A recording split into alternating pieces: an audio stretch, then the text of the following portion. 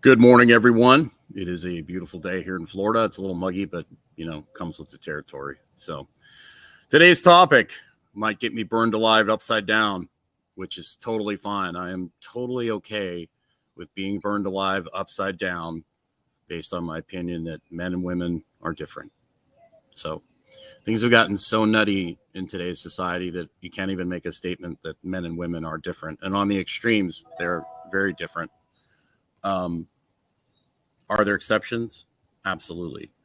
But I spent almost 25 years coaching large groups of women, large groups of men, different sports teams, and generally speaking, and the video in the description is what inspired this talk today, and basically on the extremes, like women in general tend to respond better to like a mentorship, more of a teaching type approach to coaching, whereas most men, and there are exceptions to this, respond more to like harsh, very it's much more harsh, and you can be much more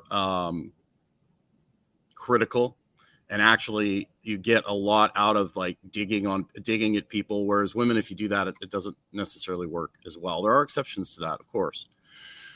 But one of the biggest problems in our society today, I think, in my opinion, and I will get burned alive upside down at the stake, no problem for this, is we, instead of celebrating the differences between men and women and what makes men men and what makes women women, is we're trying to basically say there is no difference, and we're trying to get women to act more like men and men to act more like women, and it's an absolute disaster.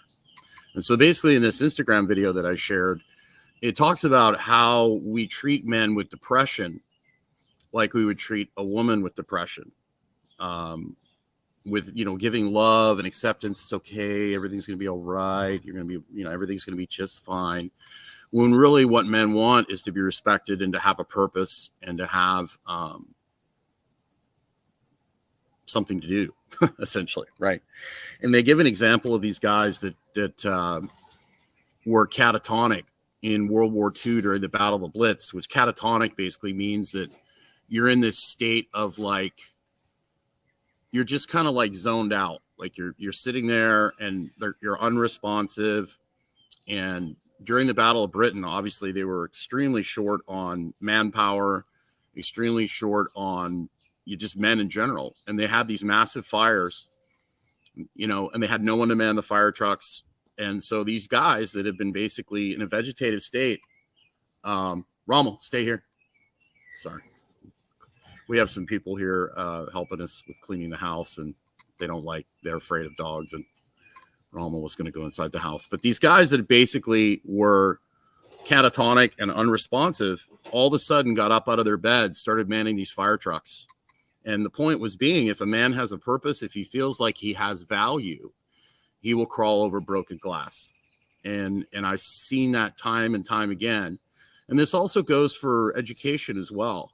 Men and women have a little bit of different learning styles. And, little Johnny will draw a dragon, and, little Susie will draw a flower. And the teacher goes, well, Johnny, a lot of these places won't let kids draw like dragons or play with swords or pretend to play with guns. That's not allowed anymore. Yeah, it's insane.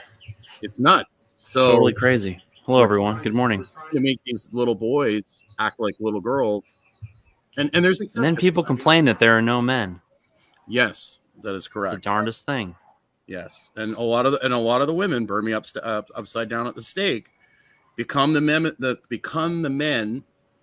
they want to be with, and wonder why they can't find one. Did that make sense? Yes, it did. Good morning, David. I've already made the disclaimer that I'm willing to be burned upside down at the stake. Yeah, you make that like every day, Jim. That I'm willing to die on the hill that there's a difference between men and women, and yes, that Jim. we should celebrate those differences instead of trying to make them the same. Yes, Jim. I agree. Right there with you on that hill. Good. Thank you. Did you watch that Instagram clip? Did you get a chance to? No. It was very good. That's what this whole discussion is based on. Got it. It was basically, there was a during World War II, there was these people that were in an asylum and they were basically catatonic, and it was during the Blitz. And then when the whole city was on fire, these guys that have been unresponsive for like 5 years basically got up out of bed, started manning the fire trucks. That's remarkable. Yeah. So, you give a man a purpose, you make him feel valued, and he'll do amazing things. Yeah, and it's a major problem in our modern society that men feel robbed of purpose, which I'm sure you've already mentioned.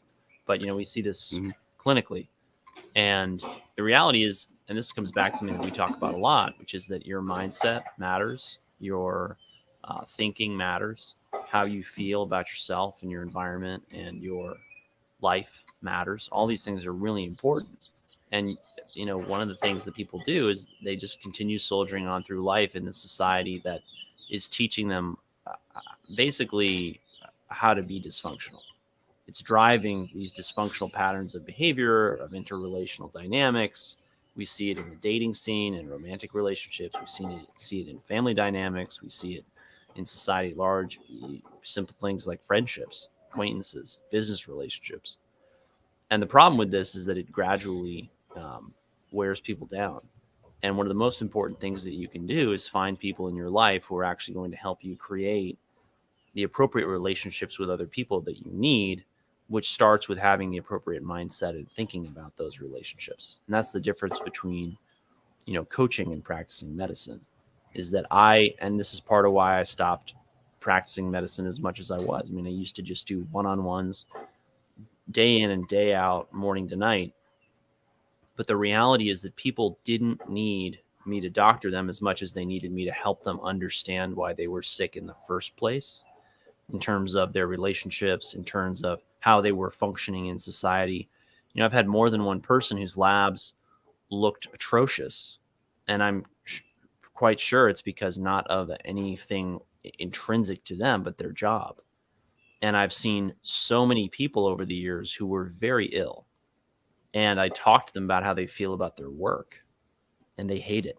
It isn't aligned with who they are as a person. And this is part of why, the physician suicide rate is so high. People don't realize this, but physicians have a suicide rate that's 1.54 times that of the general public in men, and it's 2.2-fold that of the general public in women. It's also massive drug addiction as well. They have massive drug addiction issues. Terrible drug addiction amongst doctors, yes. And they're also, addicted to things that are not typically thought of as drugs. You walk into a hospital, the average doctor is obese. The average doctor is unhealthy. The average doctor looks terrible. They're addicted to their technology and their smart devices, just like many, many people out there in society.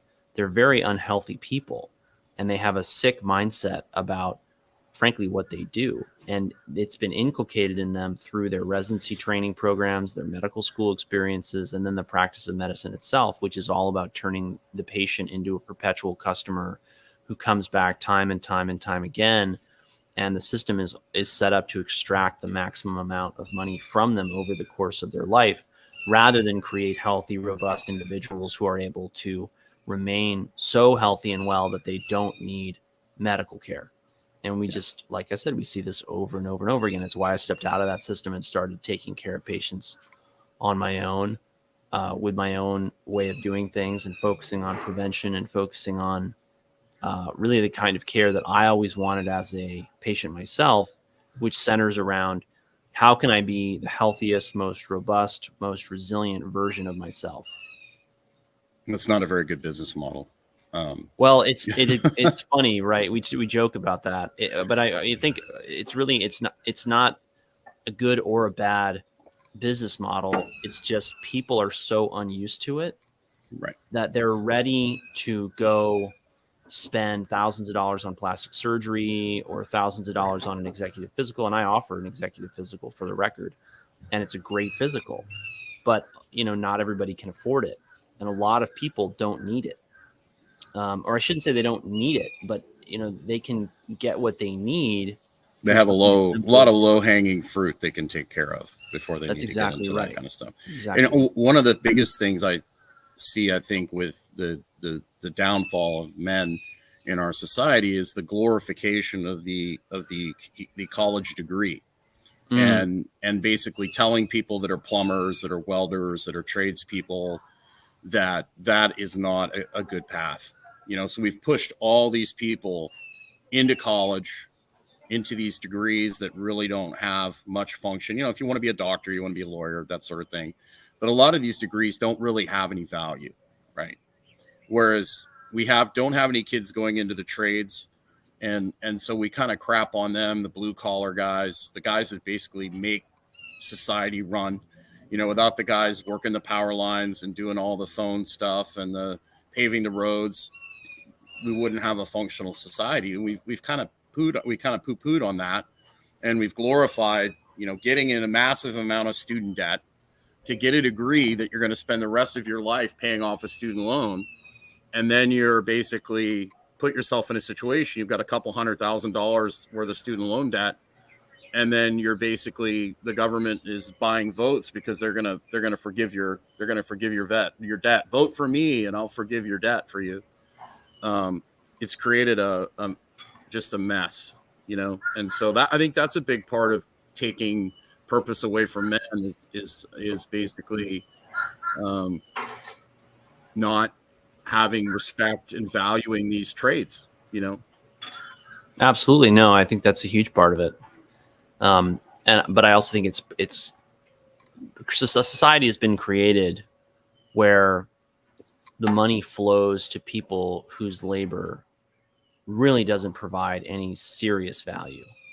I mean, there's so many people making money on paper who don't do anything meaningful in society. And I think a lot of men chase those jobs and wind up depressed and empty inside because they know that they're not really providing any value, and it eats away at them until it turns into a health problem. Well, I used to do some very high-end bodyguard work when I lived in Aspen, and it was very well paid. Like, I made a lot of money at the time, and I should have been a lot smarter about it. I bought too many cars, too many motorcycles, traveled too much, all that stuff when I was in my early 20s. And I got out of it for two reasons. The most important one is a lot of the things that are coming out in the media now that are finally bubbling to the surface about trafficking and things like that. I saw that firsthand. So it was bad, really bad. Back in the late 90s. Mel Gibson. Sound of Freedom movie that's just come out. It's a great movie. People should go watch it. I saw a lot of that in my late 19, 20, early 20s. I saw a lot of that stuff, and it was horrifying. So I got out of that really quickly. And the other reason I got out of it is I felt like I had no purpose whatsoever. Mm-hmm. When you're driving around protecting people that have,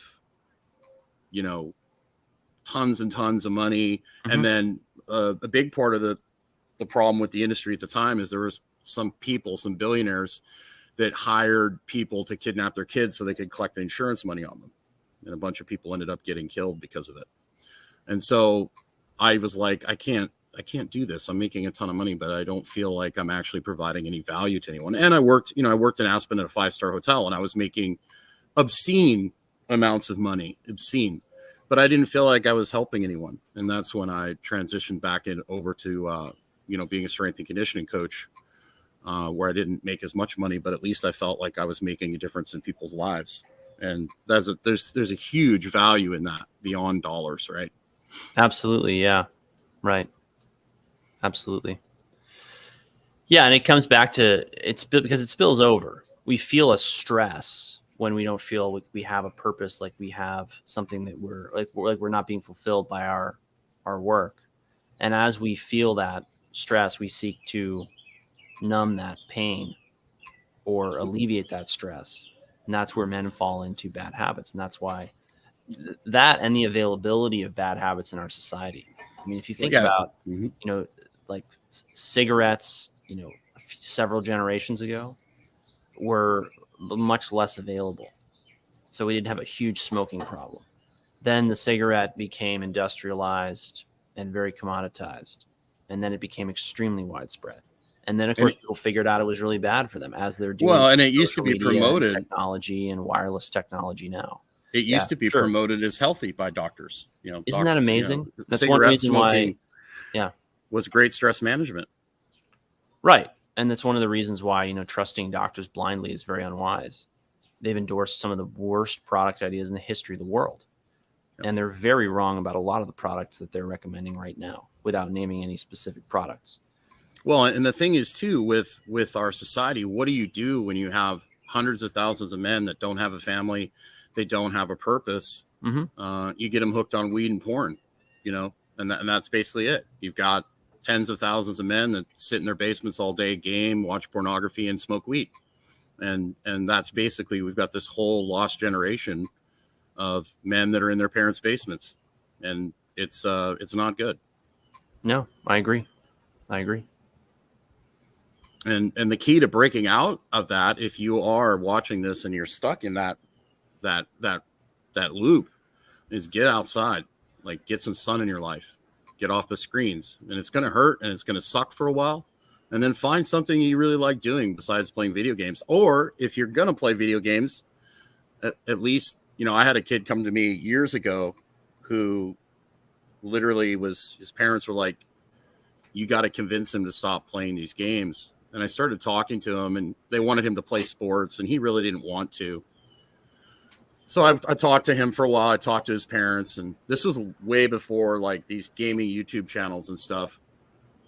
And I said to the parents, I said, look, this kid is hooked. I mean, it's almost impossible. He was like 13 or 14 at the time, and very unathletic, hasn't really played much outside. And I said, look, let's make a deal with him where he has to go outside and do some things for a certain amount of time, and then he can go play his games. But I said to him, I said, what you need to do is you need to film these, and then you need to put it on YouTube and basically teach people how to play the games better. And so the parents agreed, and he followed through. He started going outside more. He started taking better care of himself. And I got a call like 6 or 8 months later, and they're like, "You would not believe this, but our kid is making like $200,000 or $300,000 a month off his YouTube channel." This is way back. I can't even remember the kid's name anymore. But if you are going to play games, at least monetize it, so that you can at least go on vacations and go do some cool things. So that's just kind of a funny example of some of the things you get to deal with when you're a strength coach. Yeah, I mean, but at the same time, teaching people how to play video games is just teaching them how to sort of burn their house down. I mean, I used to play. I agree, but the kid was at a point where that was his purpose, right? And so you get in these sticky situations where it's like, what are you going to tell that kid to do? Like, become an organic gardener? That's fair. So it's like, you got this thing that you're really good at. And then he started traveling more. He started doing more things. He lived a more balanced life. And the deal was, you're allowed to do this as long as you do X, Y, Z, instead of just taking the computer away from him and saying, you can't do this anymore at all. Right. So there's a lot of times in life that you kind of have to find the middle solution that isn't necessarily the greatest. Right. Like if you have somebody that's addicted to junk food, right, that won't stop eating junk food, it'd be great for just to tell them to stop eating junk food. But a really good way to deal with somebody who, like, I've had several women that are like, I can't stop eating these foods. Okay, well, let's at least eat them after you work out. Eat them after you strength train. So the rest of the time you're eating meat and vegetables, and then you can have your cookies, cakes, whatever you want. You just have to have them after you strength train. So that's a really nice way to say, okay, here's how you deal with this. And it works really well. And that's in certain situations. In other situations, you have to say, no, you're on heroin. That heroin's not good for you. You probably need to stop that. Right. But sometimes you have to, like when I have somebody that comes to me that's addicted to Coke, right? They've been drinking. I had one lady who was drinking like Coca-Cola, that is, right? Yeah, Coca-Cola. That just making sure. In it. But she was drinking like 4 to 6 liters a day. So that's like 3 or 4 of the big, whatever. It's 2 liters. I'm Canadian. So, what are you going to do? Tell her to stop cold turkey. So we switched her to diet. She did diet for 6 months. She lost a ton of weight. And then we switched her from, she went half diet, half sparkling water. And then after a year, we were able to get her down to like a couple Diet Cokes a day as opposed to liters. And she's like, I'm happy here. I'm happy with having 2 Diet Cokes a day and the rest is water. And she did really well. So sometimes you got to kind of walk people on the path, right?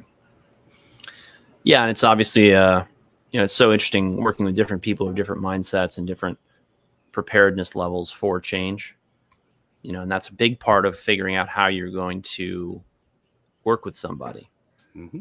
And a lot of it is, so much of it comes back to them hearing the process of thinking and of coaching, which is where the group coaching becomes very powerful, because you'll learn the skill set that we have to really teach you of coaching yourself into the decisions you need to make in order to be well, which is worth a lot more than what most people are, getting from a lot of the things that they're putting their time and money and effort into in their health and wellness journey.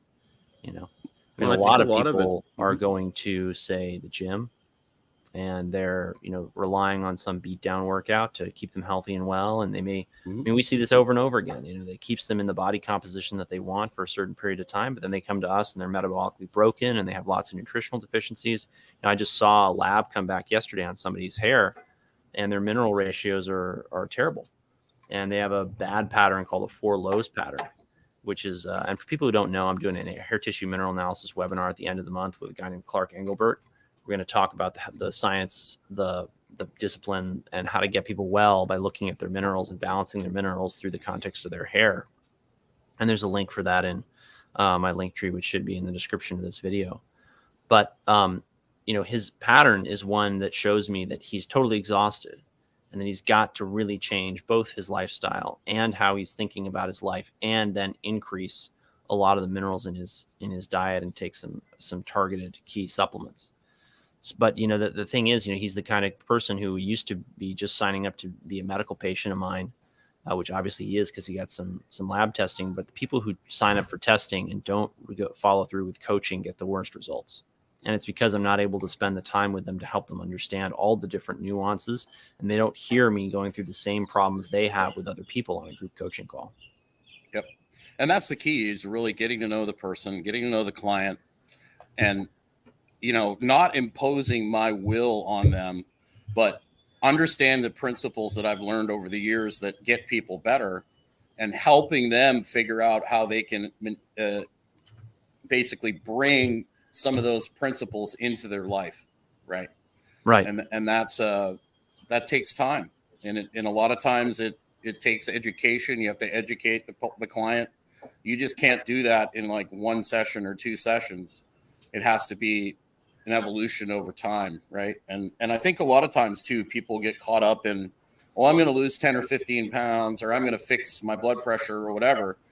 And once they get there, they think it's over, right? But it's not. Like, improving your health, keeping yourself in a good place is a constant it's daily work. Is a custom adjustment of daily habits that's consistently done until the day the good Lord takes you from the earth, or the day you get burned upside down alive on fire, which is probably what's going to happen to me. You just can't stop saying that, Jim.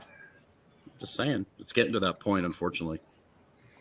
So, anything else, Jim? Should we wrap it up? We are running a July 4th sale on the fundamentals of wellness. We are. It's true. You can go into both of our link. There's actually a link in the YouTube directly below here, directly to the Fundamentals of Wellness sales page. You get 10% off. Check that out if you want to interact with us on a continual basis, so we can help you get yourself in a better place. Absolutely. Have yourself a great day, Dr. Stillman. Take care, everyone. Have a great day.